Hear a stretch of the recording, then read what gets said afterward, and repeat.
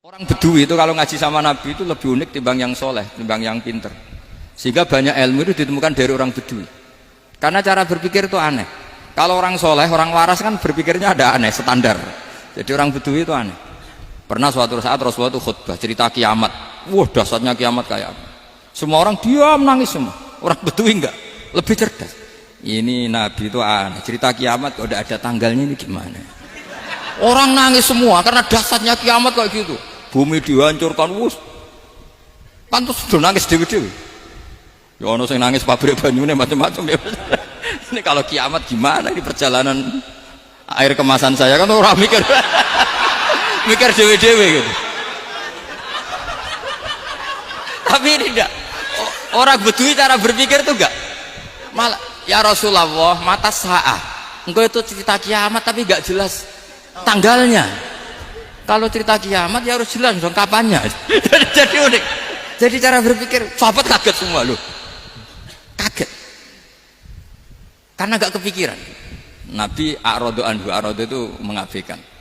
Banyak sahabat yang menganalisis lam yasma kan. Nabi memang gak dengar sehingga mengabaikan. Ada yang analisis lagi sami'a wa kariha. Sebenarnya Nabi dengar cuma gak berkenan karena tengah-tengahnya khutbah kok tanya.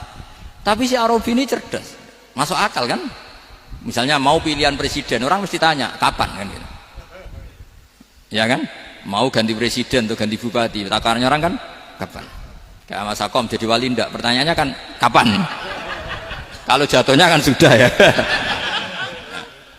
Sehingga tanya, mata sa'ah ya Rasulullah. Lama-lama Nabi diangen-angen, bener juga orang ini. Saya cerita kiamat kok gak jelas kapannya. Ini Nabi menjawab. Tapi karena Nabi orang-orang yang sangat pinter, tanya balik. Ma'atattalah. Lalu kalau kamu berani tanya kiamat kapan, saya tanya balik. Ya persiapan kamu apa? Jawabnya santai saja. Fawwah ma'atattalah kabira sholatin wala siyamin walakinni uhibbuka ya Rasulullah. Saya enggak menyediakan apa-apa, sholat saya biasa aja, maksudnya standar. Ya kira-kira 5 waktu pas. Ya jenis saya lah kira-kira gitu. Wala kabira siyamin, dan saya puasa ya standar saja pas. Walakinni uhibbuka ya Rasulullah. Tetapi saya mencintai engkau ya Rasulullah. Jawabannya Nabi apa? Almar'u ma'aman ahabba. Sebagian riwayat anta ma'aman ahbabta. Jadi hadis itu populer tuh barokahnya wong desa tadi. Andai kan dia punya etika maka sowan dulu tanya 4 mata. Itu jadi hadis ahadi. Tapi barokahnya dia selonong di depan umum. Zaman Nabi khutbah itu jadi hadis mutawatir. Jadi kadang barang baik itu barokahnya orang yang enggak baik. Maksudnya su'ul adab. Tanya gitu kan su'ul, tapi itu barokah. Akhirnya hadis itu mutawatir karena didengar ribuan sahabat yang mendengarkan khutbahnya Rasulullah. Tapi kalau hadis itu satu-satu kan khossoni bidzalika Rasulullah, khossoni bidzalika Rasul, itu nanti jadi hadis ahadi yang kualitasnya jauh di bawah hadis mutawatir. Jadi barokahnya orang su'ul adab itu ya ada karena Allah yang mendesain ini.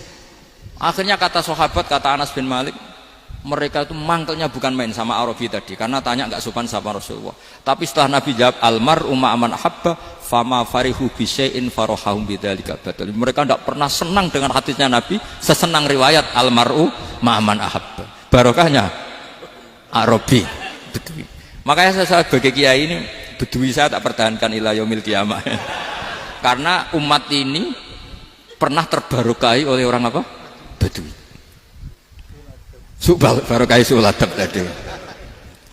Jadi mohon ini supaya majelis ini kan majlisul iltorti Rasulullah, coba terlatihlah mengatakan Allah itu subjek, Allah itu al-fa'ilul mukhtar, Allah itu al-fa'ilul mukhtar, Allah itu yang menentukan alam ini. Dan Allah mensifati dirinya wa annahu huwa adhaka wa abka. Allah itu zat yang memberi orang itu bisa tertawa. Dan Allah juga yang memberikan orang itu bisa menangis. Mbok kayak apa kamu neror umat, wah amal nggak mesti diterima gini-gini. Ternyata neng majelis nangis ya, mulai guyu. Kadang guyu-guyune ngenyak tenang nih. Daripada apa ya agak-agak merodok orang yang dohirnya beda dengan batinnya, nggak perlu distatuskan seperti itu.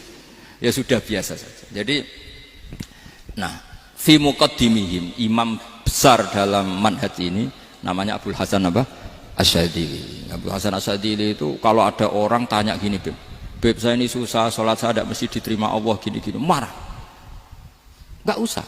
Kafa bika jazaan an radiyaka laka ahlan. Sudah kamu ditakdir pernah sujud itu sudah keren. Saya itu andaikan dapat kabar dari malaikat bahwa sholat kamu tidak diterima, saya tidak susah. Bukan karena sombong. Pernah ditakdir sholat sujud ning Allah itu keren. Kayak apa malunya kita ketemu Allah kemudian kita di bumi tidak pernah sujud. Makanya itu Abul Hasan Asyadzili kowe ora usah mikir salatem ditampa ora usah mbok mikir. Kowe ditakdir tau sujud itu hebat. Kafa bika jazaan an radiyaka laka ahlan. Cukup kamu mendapat balasan dari Allah, kamu pernah ditakdir sujud. Gak perlu ngaji alim alama, nggawa sawi ngalor ngidul jalalain keren. Paling gak malaikat pernah melihat kamu, wah nggawa kitab gede. Gak penting paham gak penting. Karena isra bakat paham Mas. Jadi Abul Hasan Asyadzili adalah orang yang, dan itu Al-Hasani ya, dan itu Al-Hasani. Makanya macam-macam kita yang Al-Husaini sudah kita punya Faqih Muqaddam, punya banyak lah. Di Al-Hasani yang paling populer diantaranya adalah Abul Hasan Asyadzili. Beliau itu kalau ngendikan sesuatu itu positif terus. Termasuk itu ketika ada orang resah sholat saya diterima ndak, kata beliau wes yang sempurna ditakdir tahu sujud. Saya itu sebetulnya kadang-kadang yang miris, wah sholatku tompo tau, tapi saya sangat sadili, sangat sadili. Saya nggak pernah berdoa ya Allah ibadah kami jenengan terima ndak, karena takut kalau doa gitu keterusan itu terus ditompo ora, akhirnya keterusan gitu, akhirnya ngenes. Masa orang pernah sujud ngenes? Lama-lama gini setan masuk, apa artinya saya sujud ternyata nggak diterima? Lu wong kawula kok iskal tentang pernah sujud. Itu kan ibarat gini, kamu ngasih uang sama orang tua kamu, misalnya Habib Soleh ngasih uang Habib Ali, terus apa artinya tak kasih, kemudian beliau tidak terima kasih, itu kan lucu. Terima kasih tidak terima kasih, seorang anak ngasih orang tua itu keren. Makanya saya bangga dengan Habib Soleh ketika beliau mengumrohkan Habib Ali, sudah mendaftarkan haji Habib Ali. Nggak usah mikir diterima apa enggak, wes keren, itu sudah perilaku yang keren, yang hebat. Makanya saya sering ada orang mau cerai tanya saya, Gus saya ini cerai gak, istri saya kurang ajar gini. Gak usah. Tapi bojoku lo judes. Uang di bojoku wis keren, paling gak kowe ra darani jomblo.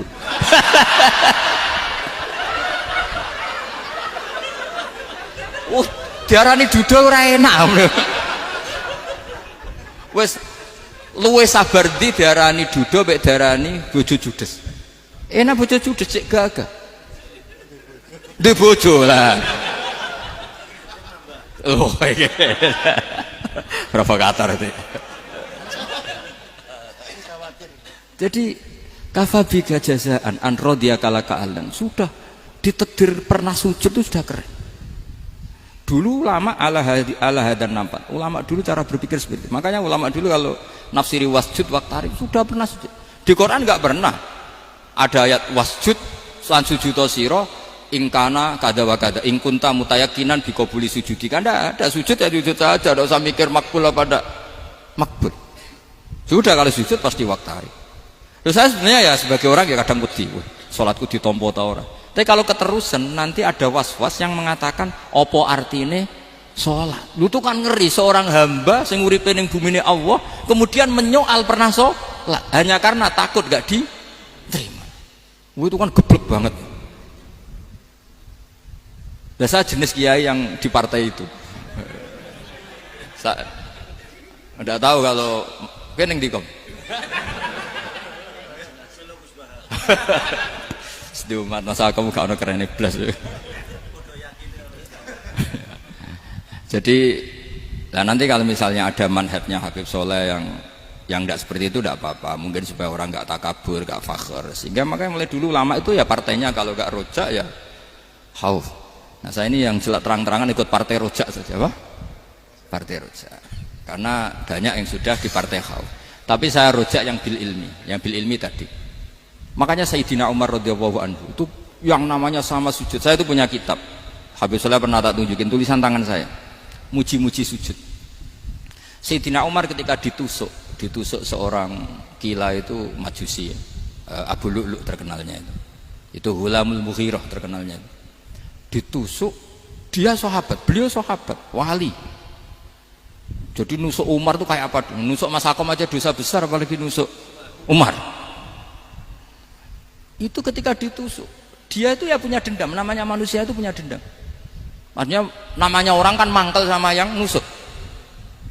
Kalau orang mangkel itu inginnya kan yang nusuk itu masuk neraka. Tapi apa kata Umar? Ngendikan gini, tanya pertama, yang nusuk saya siapa? Orang Majusi. Orang Majusi, Hulamul Mughir. Alhamdulillah alladzi lam yaj'al maniyati biyadi rajulin lam yasjud laka sajdatan yuhaju biha indaka yaumal qiyamah. Saya itu senang Gusti, yang nusuk saya orang yang enggak pernah sujud sama jenengan. Jika kalau saya dendam supaya dia masuk neraka, saya enggak takut orang itu nuntut sama saya.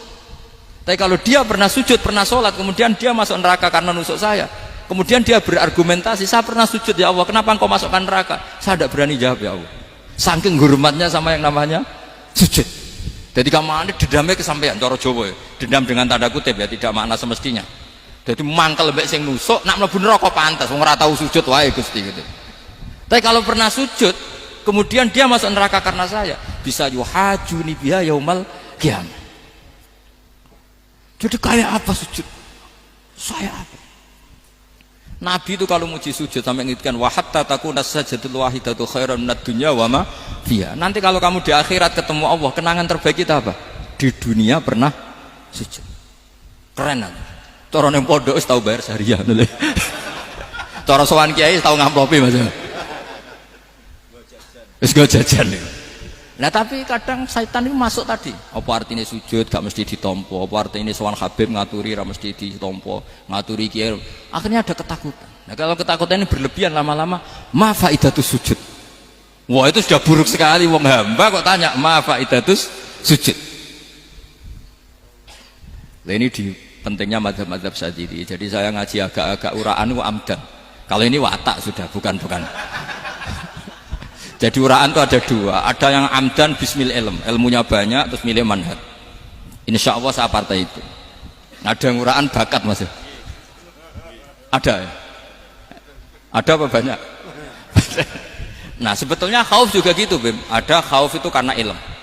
Ada Habib alim alama atau kiai alim alama, dia tahu masyarakat kalau ngikuti Gus Bak nanti jadi fakhr, kurang tawaduk, terus dia milih partai khauf. Lah yang buruk itu ada kiai yang milih khauf pancen dari awalnya sati cilik ya. Jenisnya wis sati. Jadi sebenarnya dia tidak cukup ilmunya nerangkan khauf, cuma jenisnya wis sati cilik. Wong ning omah lawang dikunci ono gludak-gludak, ono hantu putih.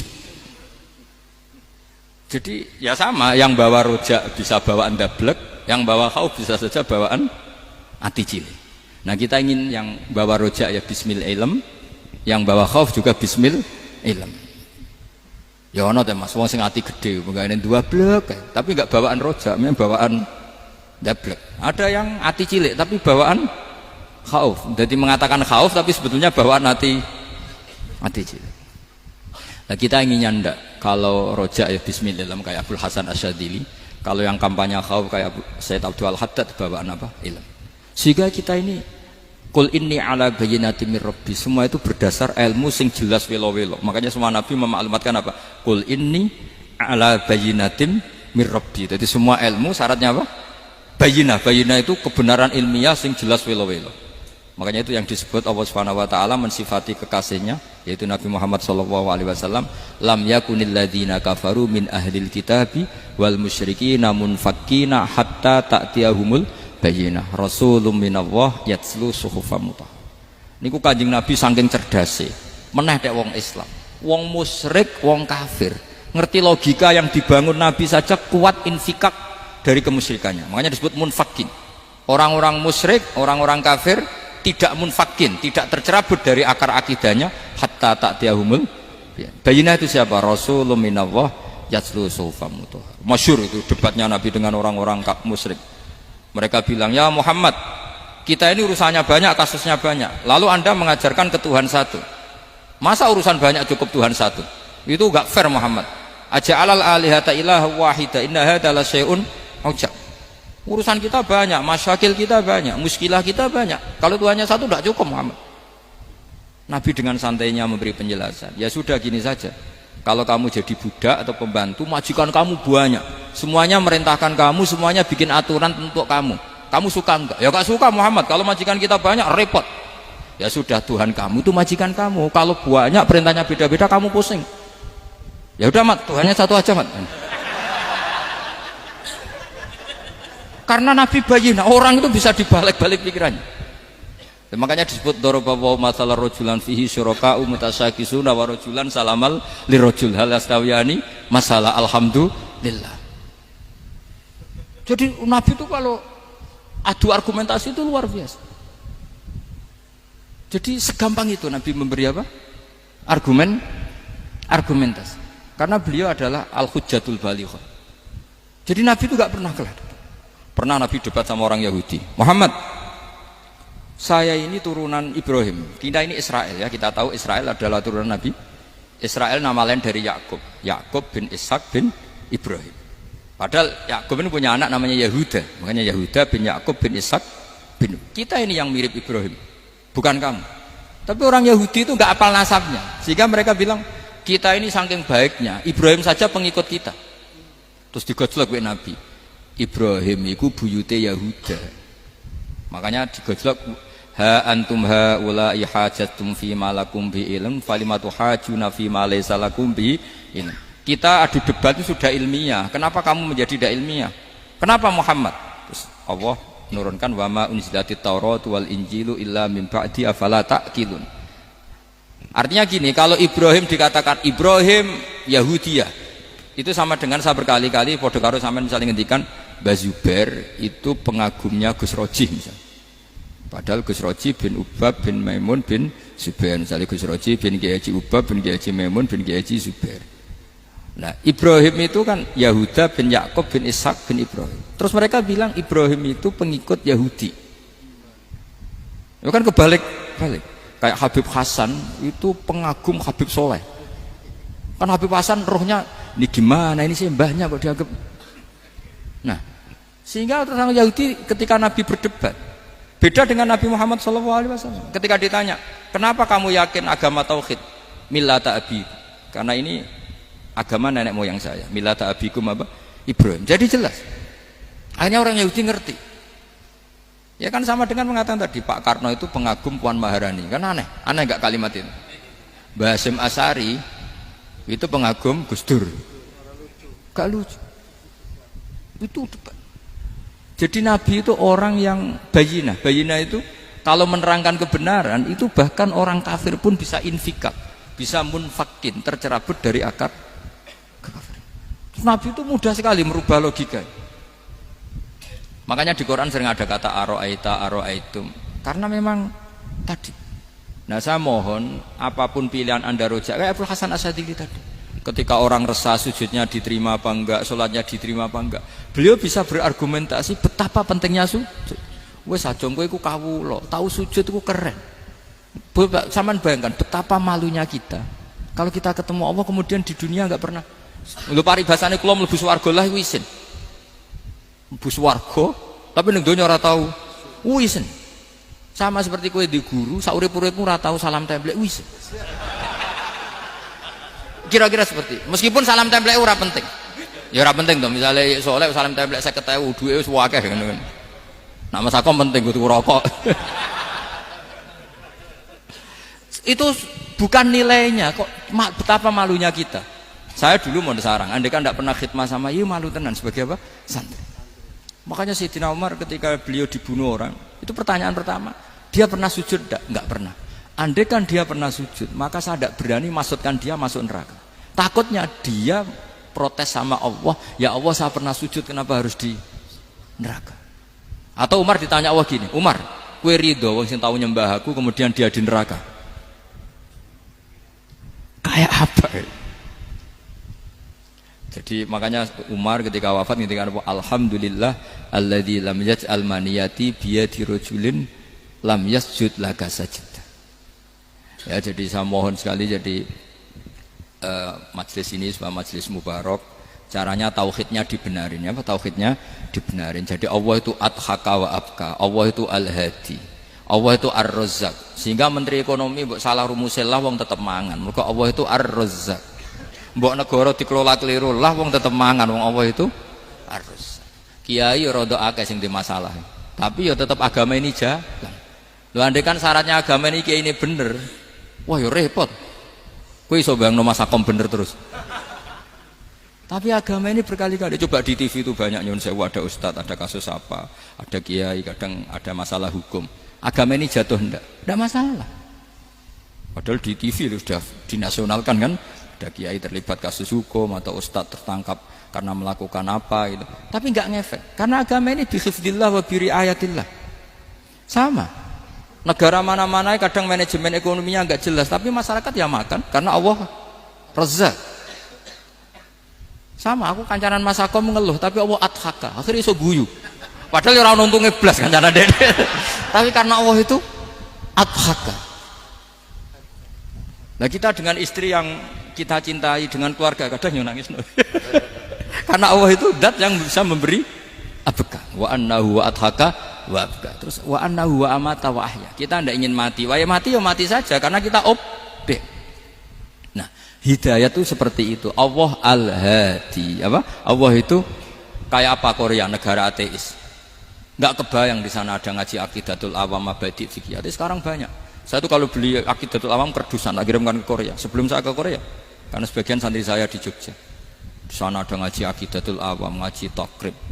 Bahkan saya di sana dilagokno sakduna fid dunya. Kayak apa Allah kalau ingin bikin hidayah? Karena Allah itu al-hadi. Wong Indonesia digerakno seneng duit. Bareng wis seneng duit mau apa? Korea. Setelah di Korea tersiksa karena enggak ada tempat sujud. Akhirnya urunan. Segampang itu kalau Allah mengendaki. Itu enggak dibenem MUI, enggak dibenem. Karena Allah al-hadi. Jadi saya mohon sekali tauhid ini dibenerin dulu. Allah tetap al-fa'ilul mukhtar, apa? Al-fa'ilul mukhtar, sehingga Allah mensifati dirinya adhaka wa. Mbok kamu bendung kayak apa, orang ngaji saya tetap guyu. Sekarang iso mbuli saya, oh Gus Bab ngaji dia guyu. Allah yang memberikan guyu kamu itu. Andai kan sesuai status kamu, kowe ora ngarep iso guyu. Utang akeh, jatuh tempo, bojo ora percaya. Gede-gede ya, kayak paham. Ya jadi ini tak isyatkan jenengan, saya ini tadi bawa kitab Fathur Rahman di Thalibi Ayatul Quran, mau tak kasihkan hadiah ke saya Umar Hafid sebagai penyempurna karena beliau sudah Al-Husaini. Semoga ini dapat barokahnya Al-Hasani. Ini dikarang oleh zurianya Abdus Salam bin Masis. Abdus Salam bin Masis adalah guru dari Abul Hasan apa?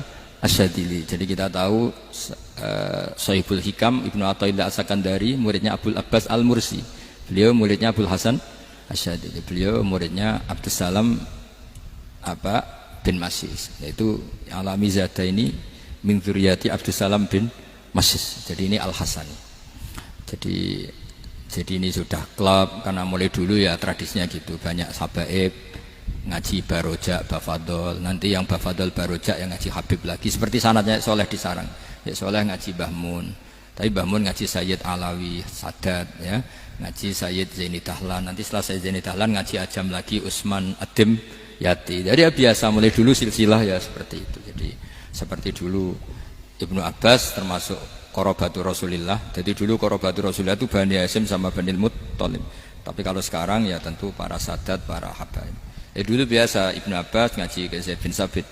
Itu Ibnu Abbas yang mencium tangannya Zaid bin Sabit. Tapi Zaid bin Sabit juga mencium tangannya Ibnu Abbas karena Qorobatul Rasulillah sallallahu